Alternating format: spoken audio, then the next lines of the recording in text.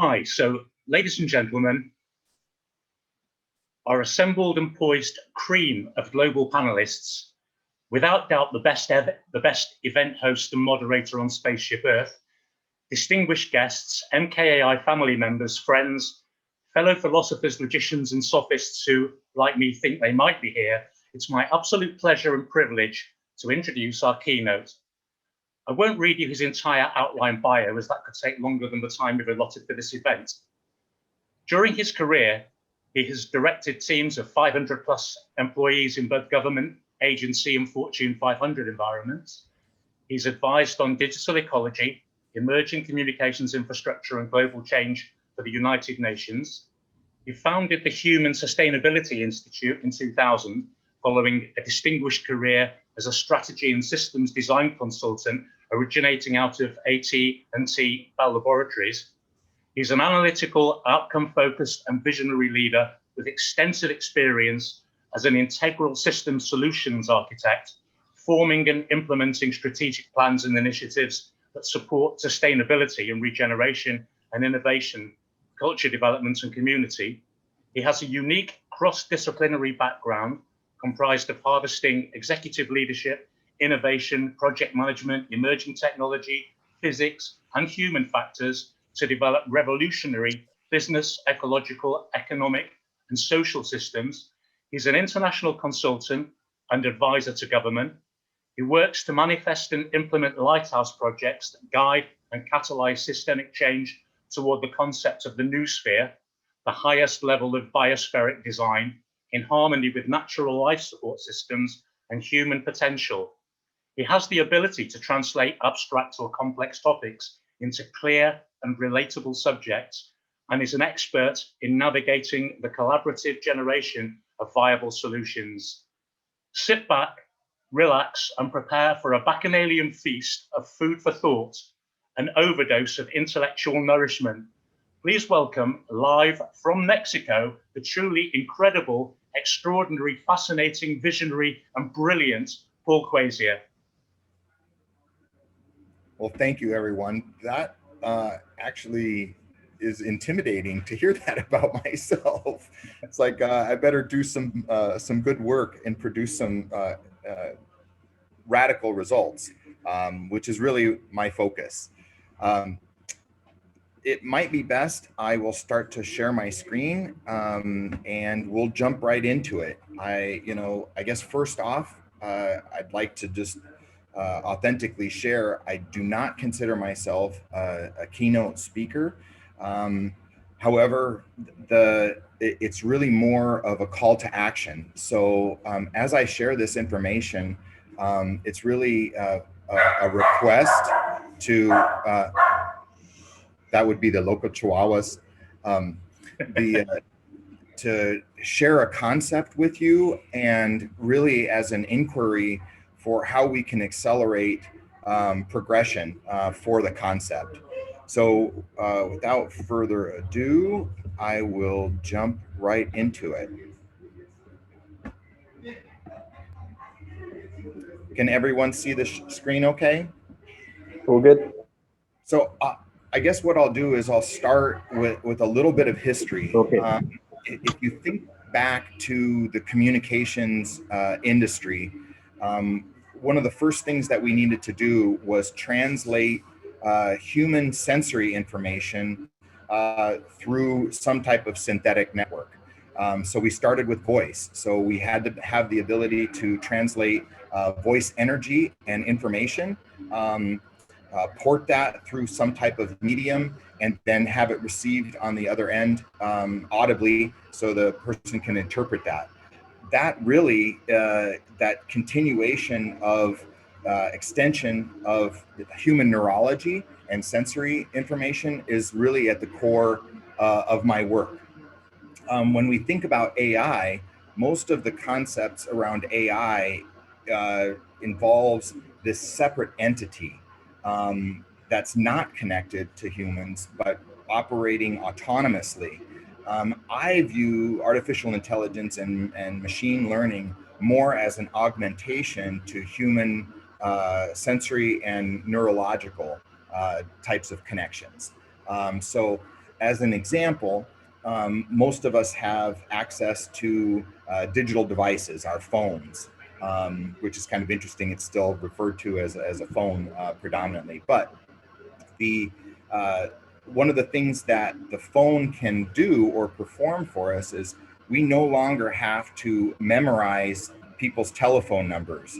We can just refer to them by some type of other memory orientation, like call Richard or call Sam, and it will translate my recollection and reference to some other extended memory device.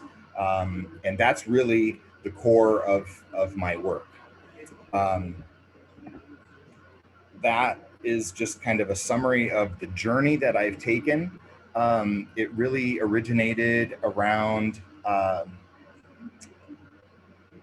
would say, from my mother's influence, really more of a spiritual orientation and an extension into other phases of communication and or reality. And then on my father's side is more of a technical, mechanical orientation. And then it got involved with biology when he became ill and ultimately passed away from cancer when I was around 15 years old, which really was a launch into my journey. The objective of my work is to enable human murmuration. And I use murmuration and metamorphosis as the framework frequently for the work that I'm doing. Murmuration is really collective intelligence. How can we form a bridge between separate entities to where it is kind of accumulates into a collective intelligence? The other piece of murmuration is that collective intelligence begins to move in a particular direction in a unified manner, which is an absolute essential component to what we need to do for the future. We can, simplify that concept into collaboration, which I'll talk about a little bit more. A colleague of mine in the Netherlands has, well, let me back up. Humanity has become toxic to our environment. We have formed all kinds of pollution in the air, in the water, in the soil. It really started out with, don't pollute. So people would pick up their trash. Then it evolved and it still exists today into recycling. And I was actually going to start with a sarcastic joke around recycling, in the nature of British humor kind of thing. But in the interest of time, I didn't do that. The reality of the matter is we've been entrained as a society that recycling works.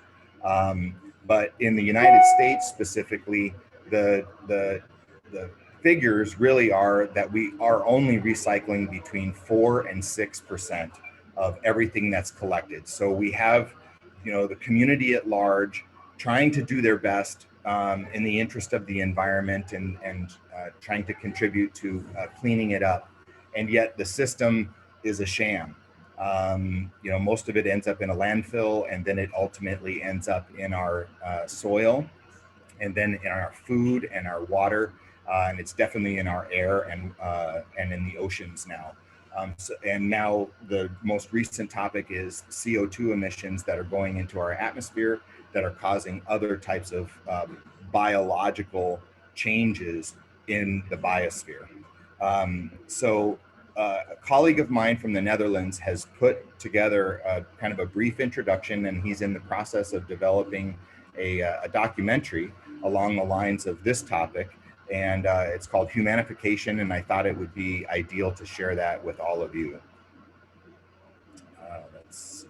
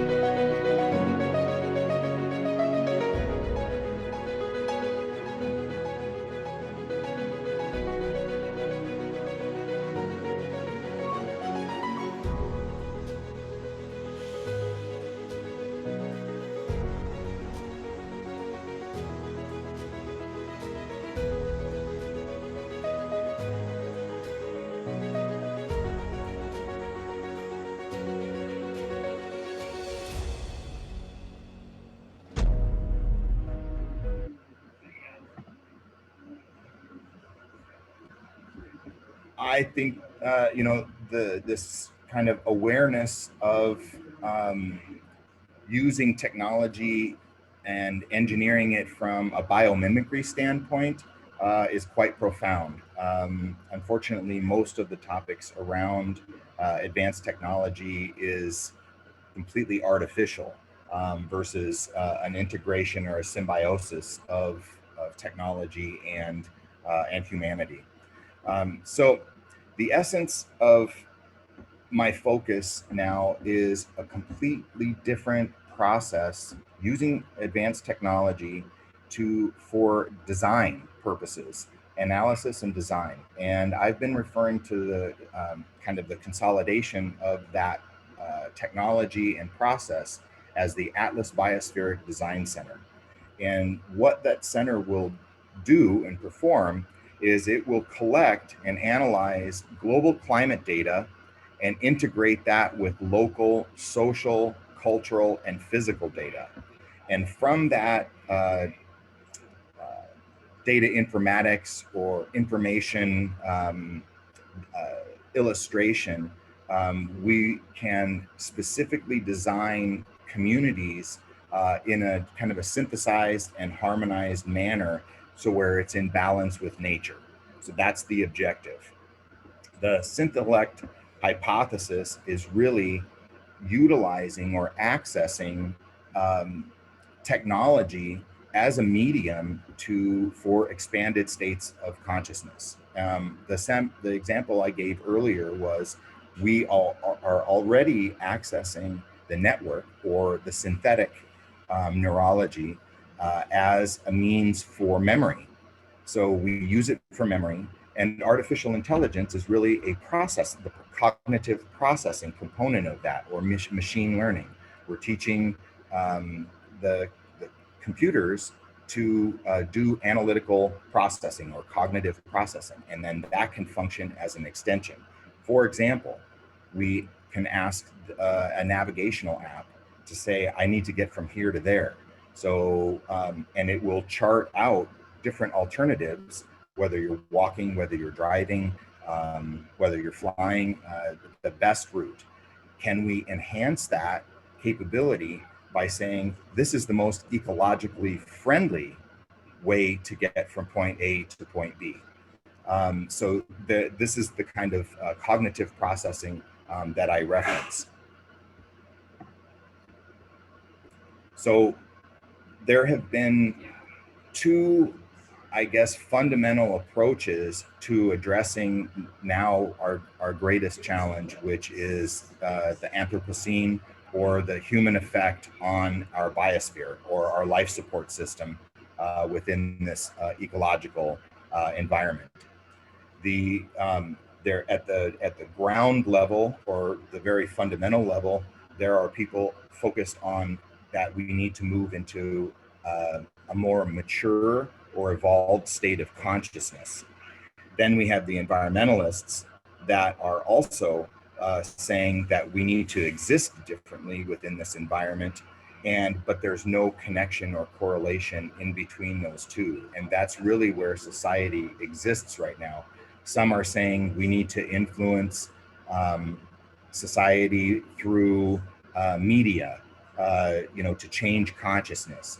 There has been a huge expansion of people exploring life purpose because there's a pandemic, quite frankly, globally, that there's a disharmony between our lifestyle and what's happening with the planet, causing kind of dis-ease. And now, for some reason, I'm not recalling the psychological term. Cognitive dissonance. So there's a global level of cognitive dissonance that says that we have transmuted out of balance as a civilization, as a species, with the greater ecology. So let's get into some of the frameworks. The complexity that we're facing today is highly complex. We have specialists that can take a certain slice and analyze that and develop solutions. The key part from a leadership perspective is that the primary orientation still exists on a problem or problematic level. We're just in the beginning throes of kind of a maturation or an evolutionary process to move further into a solution orientation, which is basic leadership 101. You can't focus on the problem. You need to reorient and start to develop solutions. But all of the systems that are available currently that we want to use for the solution sets were part of the problem. So as you know, Einstein has shared with us for decades, you can't use the same thinking that caused the problem to develop the solution. So that's really what the design center is about. Is there a new way that we can think and develop solutions that doesn't currently exist? So we know that human cognitive capacity is limited. We can only remember so much. We have kind of an infinite level of innovation that we can access, imagination, creation, and so on. But to try and correlate all of those different systems is where advanced technology can really become a tool to help our cognitive processing. The next level that's a critical dynamic that we need to address is what is our time frame to develop and actually implement solutions. Global organizations like the United Nations and other entities that have an orientation around solving these problems have been in analysis paralysis. We've known that we've had these problems for eons. I mean, you can go back 100 years and there's been people calling out that we're headed toward a very dangerous or in a very dangerous trajectory. And yet nothing has been truly implemented.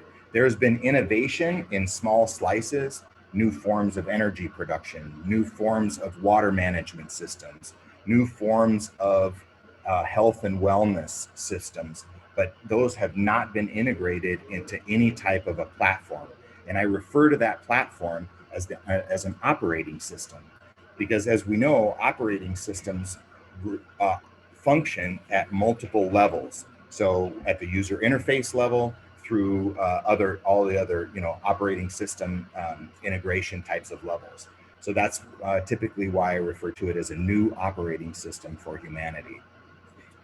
All of the sciences, whether you're looking at environmental sciences or complex systems analysts, are all saying that we are within an event horizon that literally was kicked off from an awareness standpoint in 2020 with the COVID pandemic. The data is all showing us that we have about 10 to 20 years to start to implement, and I say implement, not design, but get to implementation to start to shift the system if we are not going to just hurl into a reactive mode. And we've already witnessed through extreme weather events that we are not very good at reacting, whether that's hurricanes on coastal areas, pandemics. I mean, we're still dealing with that, and then start to add flooding and drought, and then the migration that accumulates after those types of events. So I think we are in a key event horizon to start to begin to implement and seed these new systems. One of the other dynamics around this time frame is the global oriented organizations like the United Nations. The problem is so complex and so diverse. When you look at it from a global scale, they've finally realized that there are correlations between the Sustainable Development Goals, which I thought was quite silly as a systems analyst and designer. But the other piece is that we need to drill down solution and design orientations into bite sizes around the scale of what they're calling bioregions, because there's different materials, climate dynamics are different, cultural dynamics are different in a bioregional area. So that is key. Validation that the analysis has been going on for decades. This data shows from an industrial ecologist that is a current consultant at KPMG. She basically used empirical data to validate MIT's 1972 limits to growth models that basically calculated that civilization will begin to collapse, and coincidentally, right around 2020 is when they're showing the degradation. So from that concept, I've been using a biomimicry model, and the model is metamorphosis. So far, humanity has effectively been parasitic on the planet, consuming everything in our path, and leaving a wake of pollutions, of a broad variety of pollutions. And we're just getting, we're getting larger as a population, and we're getting fatter in the amount of consumables that we process. 2020 was kind of the beginning of this event horizon. That is a metamorphic process where we're in the chrysalis period. And that chrysalis period is when most of the systems, so the systems of the caterpillar, goes inside of the chrysalis and they break down.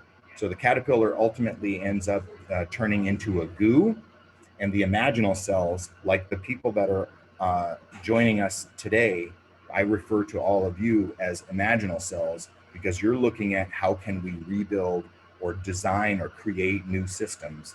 The imaginal cells existed in the caterpillar while it was consuming everything, kind of in a participatory state, but realized that, oh, this is not the end game here.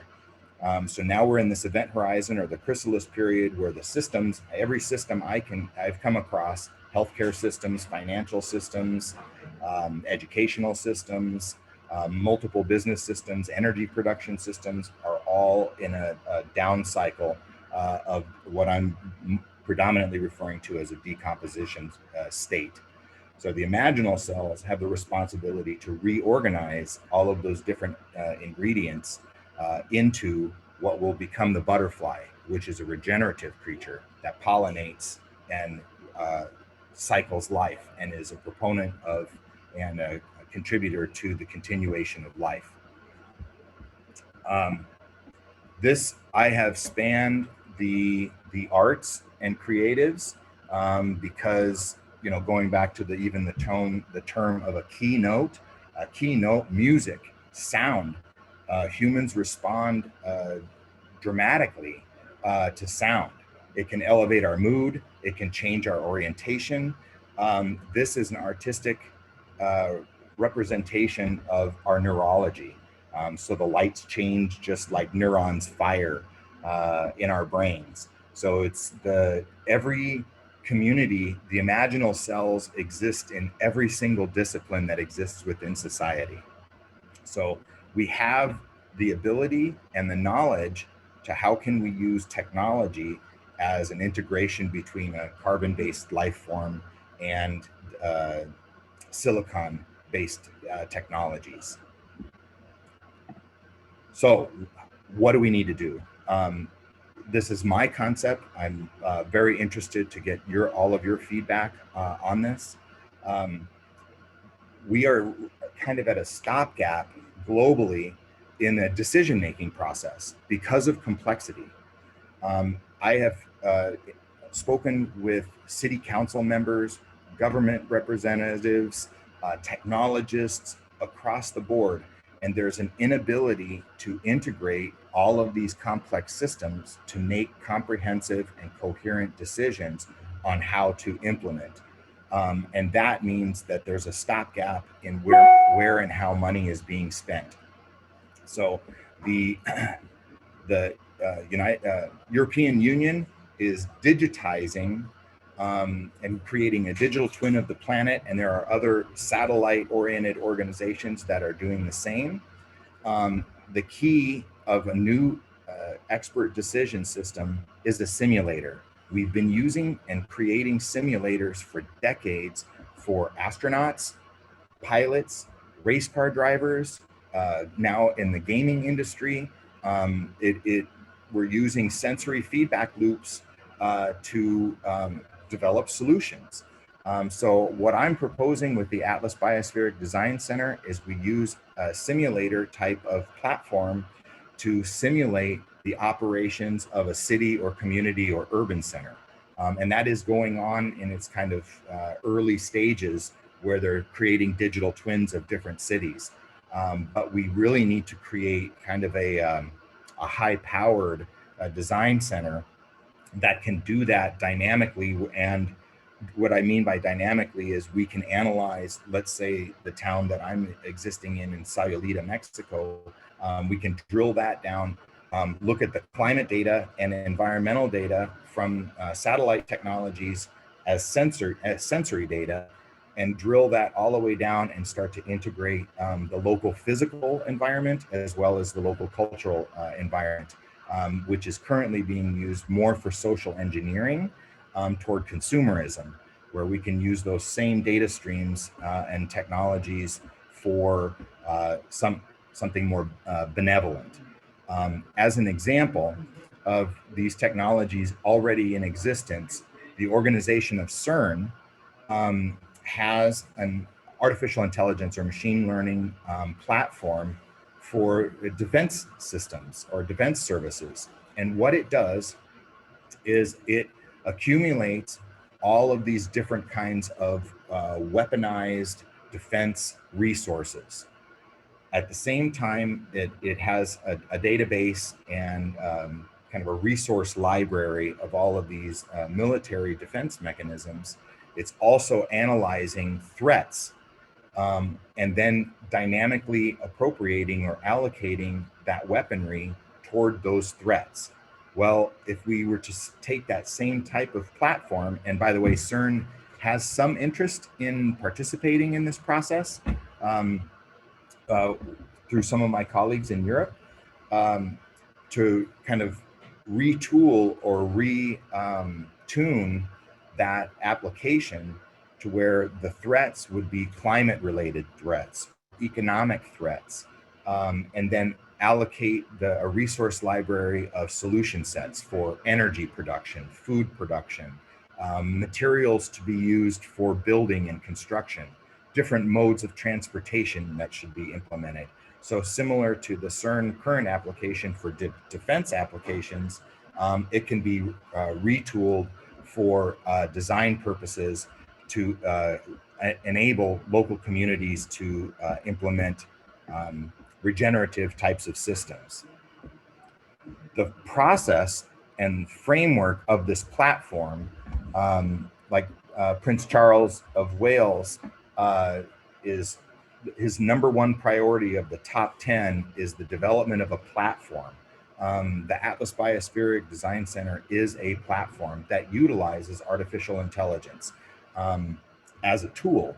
So there are three main phases to the center.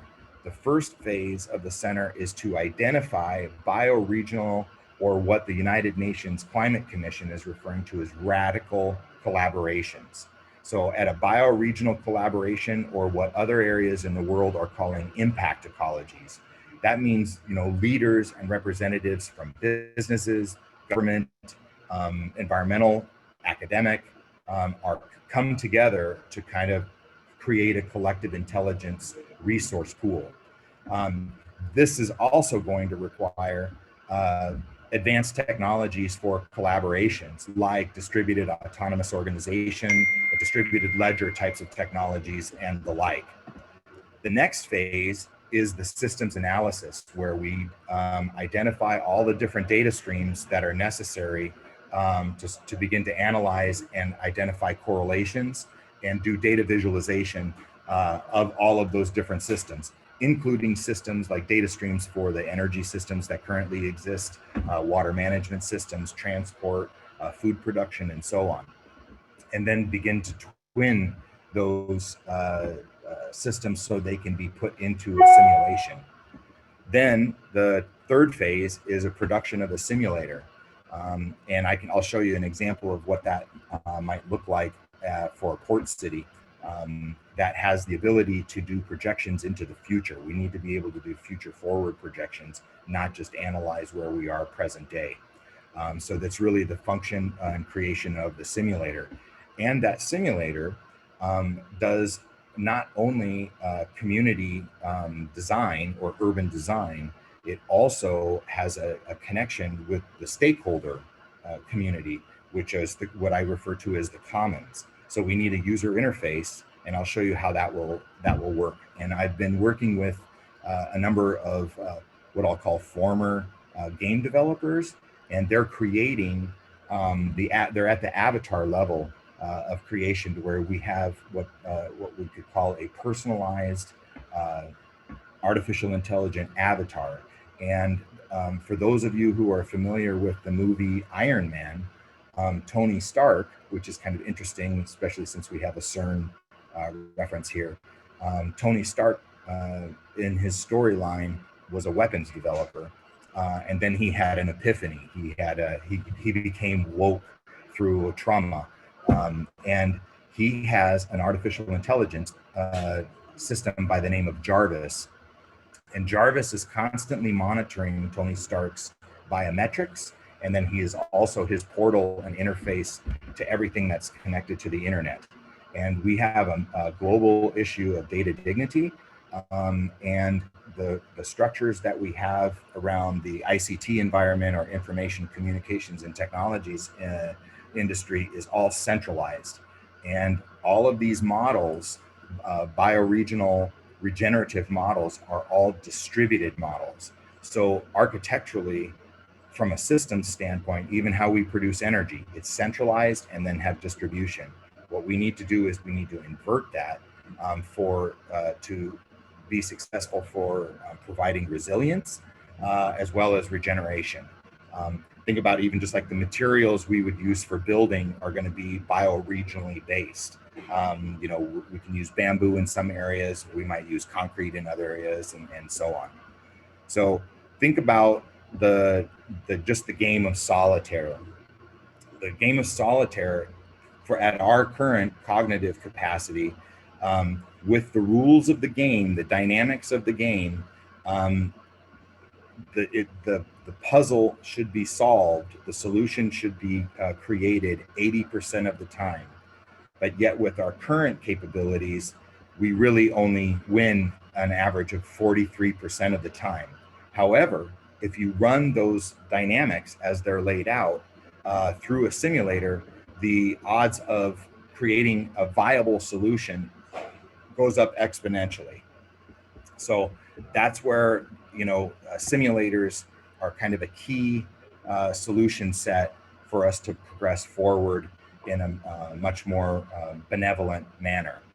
Here are some of the organizations that are already underway that have acknowledged and recognized that the simulators, and these are organizations like Forum for the Futures, to the United Nations Digital Ecology Initiative. It's across the board. They've all come together and said, we need to use technology as an augmentation of cognitive process for solution development. So the Biodiversities Initiative is one of those. The European Commission on Design Framework uses spatial simulators as the fundamental component of their system, and even the G20 infrastructure plan, which I'm involved with through the Pivot Projects organization, also agrees. This next, I'm going to stop share and switch to another screen. I'll show you a simulation of what that city simulation could look like. And some of the key aspects to this demonstration type of simulator is that you'll notice on the top left of the screen, you go future forward. You can look at how things are today, but you can project them away into the future. The other thing that's a key component of this is you'll notice that there's a stakeholder feedback loop built into this system. So, for example, we have the the UPC codes now when you go to restaurants, right, post-COVID. So we've eliminated the need for menus for the most part, but the persons, they're kind of dependent on people having their digital device to translate their menu versus having something that's laminated and whatever. So we need these real-time feedback loops. So businesses and industries are already migrating in that direction, as was illustrated in the Humanification video. So let me share this a sample of this simulation, and then I'm pretty much a wrap. We can move to questions.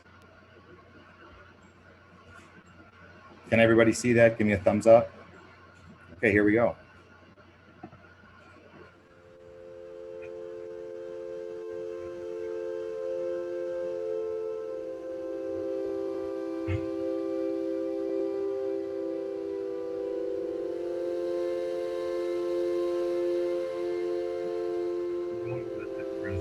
All different kinds of business, and this could be their training platform as well, or their menus,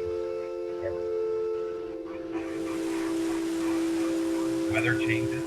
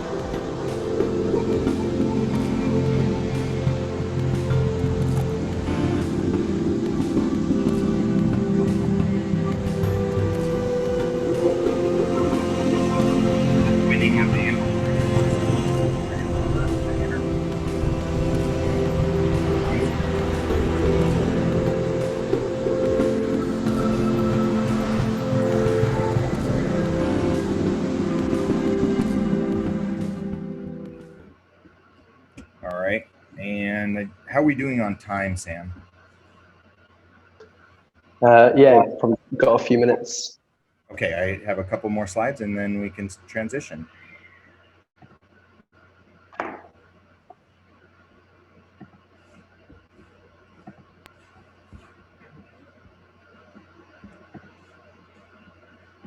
So this is the basic architecture or ecology of the Atlas Biospheric Design Center. So we have all these different data streams, right? Whether it's like social networking kinds of things, LinkedIn, Facebook, Instagram, whatever. We have physical data that we can collect through various kinds of scanning methodologies, whether it's drone technology or satellite technology. We have geologic information that's already, using, environmental and climate related data from governments. Financial data, which would be really interesting because there apparently is a gap between where the money is and where projects need to be implemented. And in fact, in the field of impact investments, that is a major issue. They want to, even the insurance industry is now doing requiring risk assessments, climate risk assessments before they invest in particular areas or provide insurance in particular areas. Economic tracking data and, you name it, different kinds of data streams that we might need to analyze. This is an existing AI called 𝗧𝗶𝘁𝗶𝘶. We've been working with them through the Pivot Projects organization, and it has the computational capacity and capability to identify correlations. Obviously, there needs to be expertise running the system, to build these correlations, like how is water related to the amount of food production, or identify those patterns in which we can extract the patterns from for coherent design processes. Then we create all of the elements for the simulation, so we can design from that simulation, and this is not an uncommon process. And then create the spatial rendering, and that is one of the most powerful communication and influential methodologies so people can experience what their future environment might look like, as well as gaining their feedback real time. And then I can't see the other side of it because of the images. Let me see if I can move everybody down to the bottom. There we go. And then we have, through the Ecological Sequestration Trust, they have a technology that can digitize the different infrastructure systems called Resilience.io. And so we can do like resource engineering, like what's happening like with power production, kind of the green building types of systems and methodologies. And then there is another more specific AI tool that I've been collaborating with out of Australia, and that is called Sentient Hubs. And it's had millions of dollars of research applied to it, and it has the ability for businesses and kind of the more of a micro level simulation, future forward type of capabilities for businesses to utilize to say, how can we change the operations of our business or this particular system, and analyze the effects. And then the simulation itself is really a master planning type of platform that we can give to those local communities, urban centers, bioregional governments, and the entities that exist within that.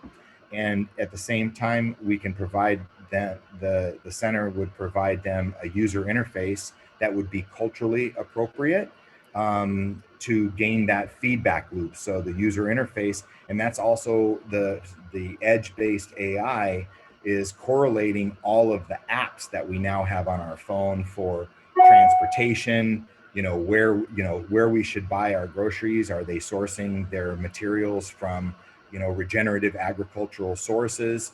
What's the best mode of transport to get from A to B?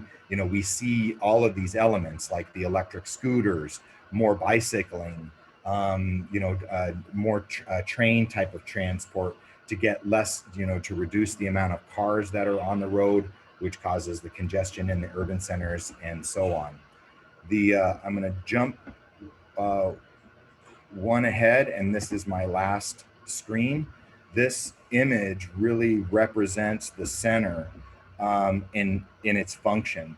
So we have all of the different sectors and silos, and believe me, they're still not talking to one another. Transport is not talking to water, is not talking to waste, is not talking to energy, is not talking to, government, blah, blah, blah.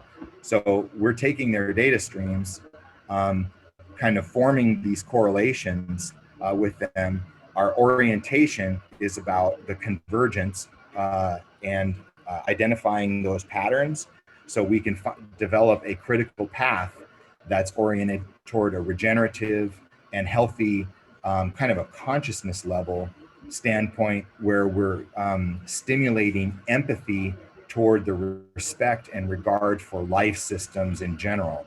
If we had that, that would elevate respect for what, human to human, male to female, all of the other social dynamics that we're facing right now, as well as a higher regard for environmental systems, all the way down to biodiversity in the soil, which are fossil fuel based products are killing the biodiversity in the soil, and we're wondering why our immune systems have been compromised, hence the COVID pandemic. And then it would really enable the creation of a new operating system, and that may span all the way to DAO or distributed autonomous organizational types of governance models, as well as cryptocurrencies, distributed ledger types of technologies for currency exchange. A lot of the studies so far have proven that if you localize money and money exchange, it is an economic stimulator. So that being said, that's a wrap for me. We can move into questions or the panel discussion, whatever works best for the group.